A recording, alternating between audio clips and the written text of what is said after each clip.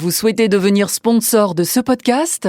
Contact @lafabriquaudio.com. Aujourd'hui, on s'intéresse à Bénur, ce personnage qui a eu de nombreuses œuvres à son nom, mais le héros du roman christique du général Wallace a-t-il réellement existé ? C'est la question qu'on se pose aujourd'hui avec la petite histoire du jour. Ah oui. Quelle histoire, ça aussi. Bénur a donc marqué l'histoire du cinéma.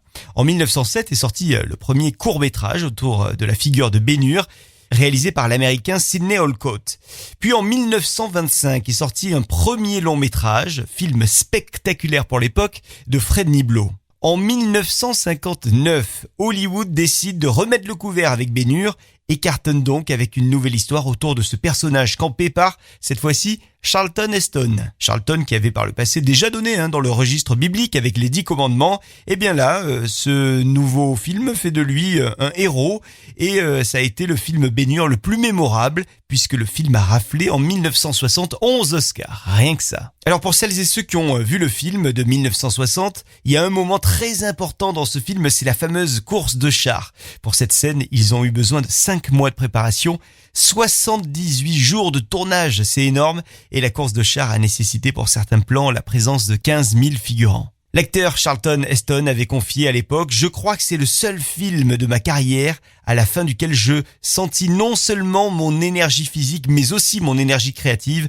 commencer à s'épuiser. » Bien plus tard, en 2003, est sorti le film d'animation Bénur, film pour lequel Charlton Heston a prêté sa voix au personnage de Bénur. Puis, il n'y a pas si longtemps, c'était en 2016, est sorti un film Bénur avec cette fois-ci Jack Heston.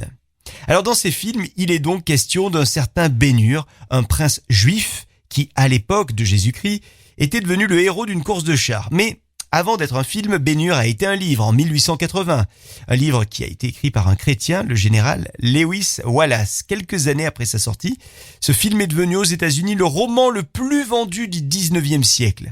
Alors il faut savoir que le général Lewis Wallace avait écrit ce film à l'époque avec la volonté d'éduquer à la religion. Et donc pour ça, il a utilisé le personnage de Bénur. Alors si l'histoire de Bénur ne s'inspire pas d'une réalité, on peut tout de même voir que dans l'Antiquité juive, il y a eu de nombreux Hurs connus et tous ont eu un lien avec la religion. Déjà, il faut rappeler que Bénur signifie fils de Hur. Il y aurait donc eu un Hur avant Bénur et ce Hur aurait été le fondateur de la ville de Bethléem. Comment t'appelles-tu ? Bénur. Alors la création littéraire de Wallace pour le personnage de Bénur, c'est plutôt inspiré d'une figure juive historique, celle de Saul, alias Saint Paul, et qui trouva la foi en Jésus-Christ sur le chemin de Damas. Saul était un pharisien qui persécutait de manière violente celles et ceux qui suivaient Jésus, mais qui s'est finalement converti par la suite. Bien que Paul se présente comme un apôtre du Christ, il ne faisait pas partie de ceux qu'on appelait les 12 apôtres. Alors en fait, dans le livre des Actes des Apôtres, la conversion de Paul est détaillée. Cette conversion se serait déroulée au moment où Paul était en route vers Damas et aurait eu une apparition de Dieu. Mais a priori, ce Bénur-là n'a jamais fait de course de chars avec 1500 figurants. Ça, c'est absolument impossible. Le saviez-vous, l'expression française « arrête ton char Bénur » existait avant le film ou le livre. L'expression était connue sous la forme de « arrête ton char », écrivez char au sens de charrier, donc avec 2 R et un E à la fin. Et cette expression aurait été modifiée dans le parler populaire après le succès du film, après donc 1960. Voilà pour les quelques détails que nous avions aujourd'hui à vous communiquer concernant le personnage de Bénur. À très vite pour une autre petite histoire avec la Fabrique Audio. Vous souhaitez devenir sponsor de ce podcast ? Contact @lafabriquaudio.com.